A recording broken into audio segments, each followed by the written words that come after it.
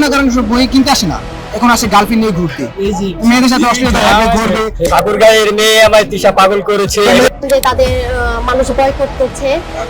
বিভিন্ন রকম সায়েন্স ফিকশনের বই দেখলাম।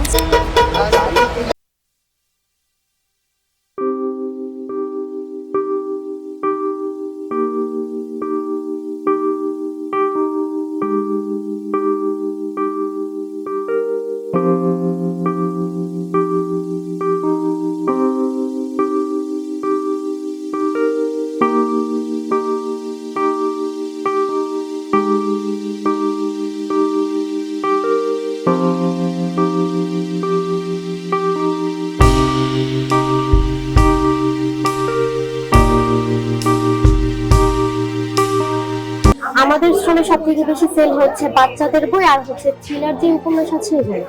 হুমায়ুন আহমেদের মতো লেখক এখন নেই, কিন্তু ওদের পুরাতন বইগুলোই কিন্তু এখন মানুষ বেশি নিচ্ছে। একটা বিষয় দেখা যাচ্ছে যাদের ফেসবুকে 10,000 ফলোয়ার হচ্ছে বা একটু বেশি ফলোয়ার হচ্ছে তারাই বই লিখতেছে। এটা আমার কাছে খুব হাস্যকর মনে হচ্ছে। আর মানুষ কিন্তু নরমালি ওদের বইগুলোকে ইগনোর করছে, যে তাদের মানুষ বয়কট করছে। এইগুলোতে আসলে তাদের ইমেজ নষ্ট হচ্ছে, তারা কিন্তু সফল হচ্ছে।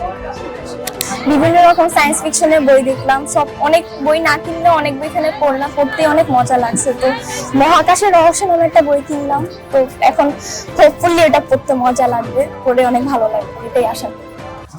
যারা এই সমাজের অল্প বয়সী নারীদের নিয়ে যেমন আমাদের ইঙ্গিত করে বলি, মুস্তাক তিশা সাহেব ইনি আমাদের তিশাকে নিয়ে অল্প বয়সী তার মেয়ের সমান বয়সী মেয়েকে নিয়ে যে ভাষায় বা যে সুন্দরভাবে একটি যাই হোক লিখছে, বাট কিন্তু এটা ঠিক নয়, কারণ উনি আমার মেয়ের সময় বয়সী। তো এটা আমাদের সমাজের জন্য একটি বিধ্বংসীকর। বই থেকে আমরা শিখতেছি যে কিভাবে অশ্লীলতা করা যায়, কিভাবে মেয়েদের সাথে ভণ্ডামি করা যায়। অল্প বয়সী মেয়েদেরকে কিভাবে পটানো হয়, আবার সে ফেসবুকে ভিডিও দিচ্ছে যে ঠাকুরগাঁয়ের মেয়ে আমায় তিশা পাগল করেছে। ঠিকানা হচ্ছে যে তারা তোমরা সুগার ডেডি বাইর করো আর আমাদের কাছে চলে আসো। মনে করেন বই কিনতে আসে না, এখন আসে গার্লফ্রেন্ড নিয়ে ঘুরতে, মেয়েদের সাথে অশ্লীলতা ঘুরবে, উদ্যানের মতন এত সুন্দর জায়গা, এখানে বই নিয়ে পার্সোনাল সময় পার করবে গার্লফ্রেন্ড। বাট আমাদের মতন আসছি আমরা দেখতে।